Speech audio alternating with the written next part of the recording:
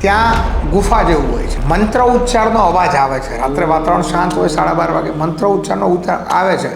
એટલે મને તો એવી જિજ્ઞાસા હોય ને, એટલે મારા એક મિત્ર કે અહીંયા કોઈક તપસ્વી સાધુ છે, જો એના જ દર્શન થઈ જાય ને તો આપણા ભાગ્ય ખુલી જાય, તાત્કાલિક આમ કરોડપતિ થઈ જાય, નોકરી લાગી જાય.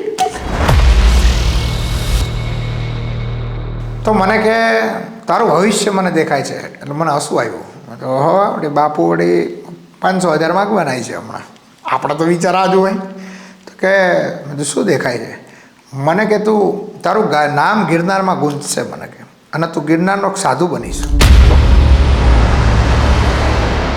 પછી આગળ નીકળશો એટલે એક અલૌકિક આવા જ કલરનું ફૂલ હશે, એ લઈને તમે આગળ નીકળો. ત્યાં આવું નાનકડું મંદિર હશે, ત્યાંથી આગળ નીકળો, આવા પર્વત હશે. આ બધી પ્રક્રિયામાંથી તમે પસાર થાવ ને એટલે સારામાં સારી સિદ્ધિ પ્રાપ્ત થાય, શોર્ટકટ રીતે.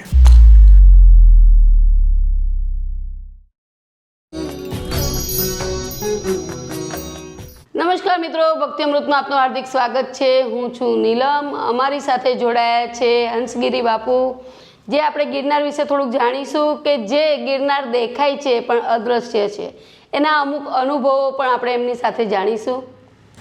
હર હર મહાદેવ. હર હર મહાદેવ. ઓમ નમો નારાયણ. બાપુ, અત્યારે જે ગિરનાર આપણે દેખાય છે પણ એના સિવાય એક અદ્રશ્ય ગિરનાર પણ છે, જ્યાં ઘણા ખરા મહાત્મા સંતો. હવે ગિરનાર છે ને, એ કહેવાય ને કે ગુપ્ત રહસ્યોથી ભરેલી જગ્યા છે. હવે ગિરનારની અંદર અમુક ગુફાઓ એવી છે કે જ્યાં વર્ષોથી ઘણા બધા સાધુઓ તપસ્યા કરે છે. તો આપણને એમ થાય કે આપણે બાપુના કે સંન્યાસીના દર્શન કરી આવીએ એમ, પણ એવું શક્ય નથી. એ જે સાધકો છે, જે ગિરનારના ગિરિમાળાઓની અંદર એક ગુફાની અંદર પોતાની તપસ્યા અને સાધનામાં લીન છે, એ પોતાની આજુબાજુનું છે ને, પોતાના તપોબળથી પોતાના આજુબાજુનું વાયુમંડળ બરાબર છે એવું નિર્માણ કર્યું હોય કે એને લગતો યોગ્ય પાત્ર કોઈ વ્યક્તિ હોય, એને જિજ્ઞાસાના લગતો પાત્ર કોઈ વ્યક્તિ હોય તો જ એ ગુફાની અંદર પ્રવેશ કરી શકે. ગુફા તમારી સામે હોય, તમે ત્યાં પહોંચી બી જાઓ, ધારો કે નજીક તમે અનાયાસે પહોંચી ગયા, પણ ત્યાં જઈને તમને વિચાર આવે કે હાલો હવે તરસ લાગી છે, આપણે નીકળી જઈએ. પણ તમે એ સાધુને નહીં જોઈ શકો કે એની અંદર તમે પ્રવેશ કરી શકશો નહીં, કેમ કે પાત્રતા ન હોય. બરાબર છે. તો જે વ્યક્તિને ખરેખર એક જ્ઞાનગંજ માટે જેવી વાત થાય છે ને, જ્ઞાનગંજના ટોપિક બી ઘણા બધા નેશનલ મીડિયામાં ચાલે છે, એક ગુપ્ત જગ્યા છે, એવું ગિરનારની અંદર પણ છે. પણ જેની તીવ્ર જિજ્ઞાસા છે, જેને લગતો કોઈ પાત્ર છે, તો એના જવાબ માટે એને સરળતાથી અનાયાસે ત્યાંથી નીકળ્યો હોય ને એમ લાગે કે હાલો થાકી ગયા સીડીમાં, થોડોક આરામ કરીને આરામ કરવા નીકળે, ગુફા બી નીકળે, સામે સાધુ બી નીકળે, સાધુ બોલાવે આવી જાય બેટા અંદર. કેમ કે એના લગતું પાત્ર છે, એ અંદર બેઠેલો સાધક સારી રીતે જાણતો હોય છે.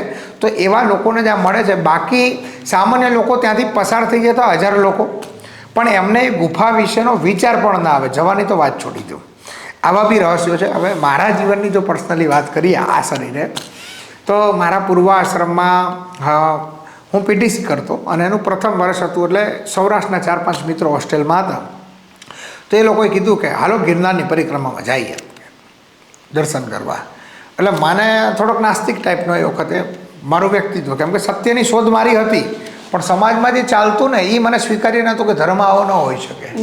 અને મારા થોડાક વિચારો હતા કે સામાન્ય ઘેટા બકરાના જેમ જીવવું છે તો પ્રાણીઓ પણ જીવે છે, તો આ જીવન પશુવત છે, તો આનાથી શ્રેષ્ઠ જીવન કોઈ હોઈ શકે, આવી મારી એક બાળ માણસની કલ્પના હતી. તો મને એમ થયું પ્રકૃતિનો આનંદ છે, ચાલીને ફરવા મળશે, સરસ મજાનો ગિરનાર નદી બધીમાં નાહીશું. એટલે મારો પ્યોર વિચાર એન્જોયમેન્ટ માટેનો, કે પ્રકૃતિના ખોળે એન્જોયમેન્ટ કરશું. ત્યાં કોઈ મંદિરે જાઓ, ભવનાથની તો ખબર પણ નહોતી કે અહીંયા એક સિદ્ધ જગ્યા છે દર્શન કરવા, ઘણી બધી સિદ્ધ જગ્યા દર્શન કરવા જાઉં. તો એ વખતે મારી સાથે 4 મિત્રો બીજા અને હું 5 વ્યક્તિઓ અમે ગિરનારમાં જઈએ છીએ. તો પરિક્રમામાં ચાલતા હોય છે. તો પરિક્રમામાં ચાલી અને રાત્રિનો સમય હોય છે, લગભગ 12:30 આજુબાજુ. તો અમે લઘુશંકા માટે એટલે પેશાબ માટે એક જગ્યા ઉપર જઈએ છીએ. તો ત્યાં ગુફા જેવું હોય છે. તો મંત્ર ઉચ્ચારનો અવાજ આવે છે. રાત્રે વાતાવરણ શાંત હોય, 12:30 વાગે મંત્ર ઉચ્ચારનો આવે છે. એટલે મને તો એવી જિજ્ઞાસા હોય ને, એટલે મારા એક મિત્ર કે અહીંયા કોઈક તપસ્વી સાધુ છે, જો એના જ દર્શન થઈ જાય ને આપણા ભાગ્ય ખુલી જાય, તાત્કાલિક આમ કરોડપતિ થઈ જાય, નોકરી લાગી જાય. અત્યારે બધાને એવો જ ભાવ, સાધુ હાથ મૂકે ને બેડો પાર, એમ થઈ જતો તો હું વાંધો હું હતો એમ. બરાબર. તો એ જાય છે તો સાધુ એને ગાળો બોલે છે અને પછી કહે છે કે આવા કલરનો જેને શર્ટ પહેર્યો ને એને મોકલ અંદર, એનું કામ છે. એવા કલરના શર્ટમાં હું એક જ હતો એટલે એને બોલાવ્યો એટલે હું ગયો. મને કે જોજો બાપુ ગાળુમાં બોલશે, કેમ કે પ્રક્રિયા હોય, કેમ કે સાધક પોતા કોઈને ડિસ્ટર્બ કરવા ન માગે તો ભયંકર ગાળો બોલે, આપણે જિંદગીમાં ન સાંભળ્યું હોય એવી. એ મનથી ખાલી બોલે, હૃદયથી તો એના આપણા માટે આશીર્વાદ જ હોય. પથ્થર બી મારે એવું કંઈ નથી, મેં એવા બી સાધુ જોયા છે. તો ગયો અંદર એટલે આપણે તો બીજું આવડે નહીં, પ્રણામ આપણી હિન્દુ પરંપરામાં, બીજું તો હિન્દુ વિશે કંઈ જાણતા જ નતા, શું કહીએ. મારી 18 વર્ષની ઉંમર એટલે હું જઈને પ્રણામ કરું છું. તો મને કે તારું ભવિષ્ય મને દેખાય છે, એટલે મને હસવું આવ્યું. તો આપણે બાપુ વળી 500,000 માગવાના છે હમણાં, આપણા તો વિચાર આ જ હોય. તો કે શું દેખાય છે? મને કે તું તારું નામ ગિરનારમાં ગુંજશે મને કે, અને તું ગિરનારનો સાધુ બનીશ. એને સાધુ બનવાનું કીધું ને મારાથી રહેવાનું નહીં. અને મને એટલી હદે હસવું આવ્યું ને કે ત્યાંથી હું નીકળી ગયો અને પેટ પકડીને હસ્યો. એટલે મારા 4 મિત્રોએ મહાત્માને કીધું કે બાપુ તમે તપસ્વી હશો, તમારું તપ સાચું, તમારી ભક્તિ સાચી, પણ અમારો જે મિત્ર છે ને એનું એકે લખણ એ હિન્દુ થઈ જાય ને હિન્દુ તો એ ઘણું છે. સાધુની તમે વાત છોડી દો, તમારી 100 ભવિષ્યવાણી સાચી હશે પણ આ એક ભવિષ્યવાણી 100% જૂઠી પડશે. તો કંઈ સમય આવે ને એટલે યાદ આવશે. મેં જેવો સંન્યાસ લીધો ને અઠવાડિયા પછી મને તરત ગિરનાર રોજ યાદ આવવા લાગ્યો. અને પછી હું ગિરનારમાં જાઉં છું પણ પછી તે સાધુ થોડા મળે. પણ મને એટલું ચોક્કસ થયું કે આજથી 12 વર્ષ પહેલાં, કેમ કે સંન્યાસ લીધો ત્યારે મારું 30મું વર્ષ ચાલતું, 29 વર્ષ હતા. તો મેં કીધું 2018 વર્ષનું હતું, 11-12 વર્ષ પહેલાં એક સાધુએ મારા માટે જે ભવિષ્યવાણી કરી હતી ને ખરેખર સાચી હતી. બીજી ગિરનારમાં વાત કરીએ તો ગિરનારમાં એક જોગણીયો ડુંગર છે, પણ અત્યારે જંગલ ખાતાના લીધે તે પ્રવેશ નથી. તંત્ર સાધના માટે સૌથી બેસ્ટ જગ્યા છે. અને એની અંદર મને એક પુસ્તક મળ્યું હતું પણ હું એમાં વધારે પ્રયોગ ન કરું એટલે મેં ડિલીટ મારી દીધું. મારા જોડે ઓનલાઈન આવ્યું હતું પુસ્તક, હતું 250-300 વર્ષ જૂનું. પણ એની જે ફોટોકોપીને હોય ને એ મને મોકલાવ્યું. તો જૂના એમાં અંદર વર્ણન હતું, ટૂંકમાં કરું છું કે જોગણિયા ડુંગરમાં જાઓ, અહીંયાથી આપ પ્રવેશ કરો, અહીંયા નાનકડી ડેરી હશે, ત્યાં સિંદૂર ચોપડેલું હશે, ત્યાં તમે આ પ્રકારનું ઘી અથવા આ પ્રકારનું તેલ, ઊભી વાટ કરવી, આડી વાટ કરી દર્શન કરો. ત્યાંથી તમે થોડા આગળ જશો એટલે નદી આવશે, તમારે તેમાં સ્નાન કરવાનું. સ્નાન કર્યા પછી આ કપડાં પહેરવાના. પછી આગળ નીકળશો એટલે એક અલૌકિક આવા જ કલરનું ફૂલ હશે, એ લઈને તમે આગળ નીકળો, ત્યાં આવું નાનકડું મંદિર હશે, ત્યાંથી આગળ નીકળો, આવા પર્વત હશે. આ બધી પ્રક્રિયામાંથી તમે પસાર થાઓ ને એટલે સારામાં સારી સિદ્ધિ પ્રાપ્ત થાય શોર્ટકટ રીતે. તો આવા વર્ણનો હતા. તો મને બી જિજ્ઞાસા થઈ, કીધું ચલો પ્રયોગ તો કરીએ. તો એક મહાત્માને એક ભગતને લઈ અને સિંગ ચણાને બધું ભેગું રાખ્યું, જંગલમાં કંઈ મળે નહીં, અને થોડીક લાઇટ અને સળગાવી શકીએ એવો સામાન, કેમ કે સિંહ હોય એટલે પ્રવેશ અમે કરે છે. ને એ પદ્ધતિ પ્રમાણે મેં ઘણા બધા પ્રયોગો કર્યા. તો મને મારી આસપાસ ઘણી બધી અલૌકિક શક્તિઓ, પછી મારું સપનું કહો કે જાગ્રત અવસ્થા કહો તો ખરેખર એવા સાધુઓના પ્રતિબિંબો દેખાતા. પછી એક પહાડ જેવું છે, ત્યાં નીચે ગુફા છે, ત્યાં અગ્નિ કોઈએ ઠારેલી હતી. મતલબ એટલું પાકું હતું કે અહીંયા 24 કલાક પહેલાં કોઈ વ્યક્તિ હશે. જંગલમાં સાધુ સિવાય તો કોણ હોય? તો એ ગુફાની અંદર કોઈ અંદર ન હોવા છતાં પણ મંત્ર ઉચ્ચાર, સ્પષ્ટ મંત્ર ન સંભળાય પણ એની ધ્વનિ સતત ગુંજતી હોય. એ જગ્યાથી થોડાક દૂર આવો એટલે તમારા સામાન્ય વિચારો ચાલુ થઈ જાય. એ ગુફાથી જેવા નજીક જાઓ તમારું મનને શૂન્ય અવકાશમાં આવી જાય, અને શૂન્યમાં આવ્યા પછી તમને અલૌકિક અનુભૂતિઓ જે વર્ણન ન કરી શકાય એવું થાય. તો આવા જોગણિયા ડુંગરમાં પણ મારા જીવનમાં અનુભવો થયા છે.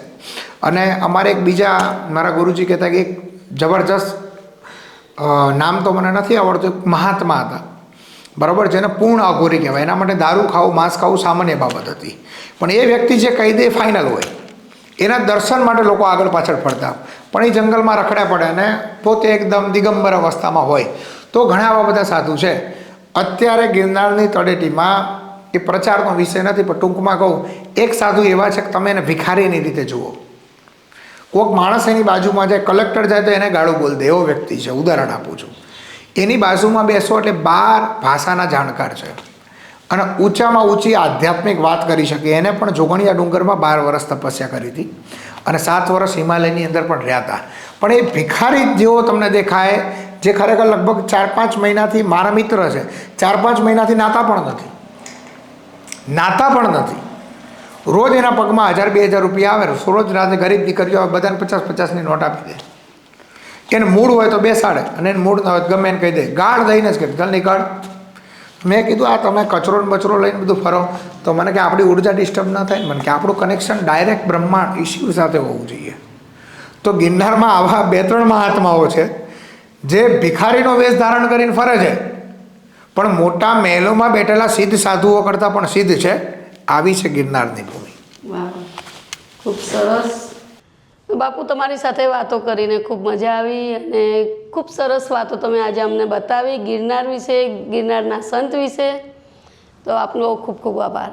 આપ પણ દેવીજી 300 કિલોમીટરથી 350 કિલોમીટરથી અહીંયા પધાર્યા અને દર્શક મિત્રોને સાચું જ્ઞાન પીરસવા માટે મને પણ માધ્યમ બનાવ્યું અને આપ પણ નિમિત્ત બન્યા, એ બદલ આપને કોટી કોટી વંદન. કેમ કે આપ પણ એક સાક્ષાત અમારા માટે, સાધુ માટે તો જે કહેવાય ને કે મહિલા એટલે અમારા માટે માં સાક્ષાત ભગવતી, માં સાક્ષાત કાળકા, બરાબર છે, એ હોવું બહુ જરૂરી છે. અને છેલ્લું એક વાત કહીશ આપણા રાષ્ટ્ર માટેની, કેમ કે અમે રાષ્ટ્રવાદી છીએ, એટલે અંતિમ વાત કહું છું કે આપણો દેશ છે ને એ ચિત્રનો પૂજારી નથી, ચરિત્રનો પૂજારી છે. બરાબર છે. એનું ઉદાહરણ આપું, લોકો કોન્ટ્રોવર્સીમાં ન લે તે ઉદાહરણ આપું. ગણપતિમાં હનુમાનજીની મૂર્તિમાં એવું શું છે? કાંઈ કોઈ પિક્ચરના હીરો જેવા રૂપાળા કે દેખાવડા તો નથી ને. સૌથી વધારે પૂજાય છે ને ગણપતિ, તો સૌથી પ્રથમ પૂજાય છે. એટલે હું કહું છું કે આ મારો દેશ ભારત, એમાંય સનાતન ધર્મ એ ચિત્રનો નહીં, ચરિત્રનો પૂજારી છે. સાચી વાત છે. તો મિત્રો, તમને અમારો બ્રોડકાસ્ટ કેવો લાગ્યો? લાઈક કરજો, શેર કરજો, સબસ્ક્રાઈબ કરજો. કોમેન્ટ બોક્સમાં હર હર મહાદેવ લખવાનું ભૂલતા નહીં. જય મહાદેવ. ઓમ નમો નારાયણ. ઓમ નમો નારાયણ.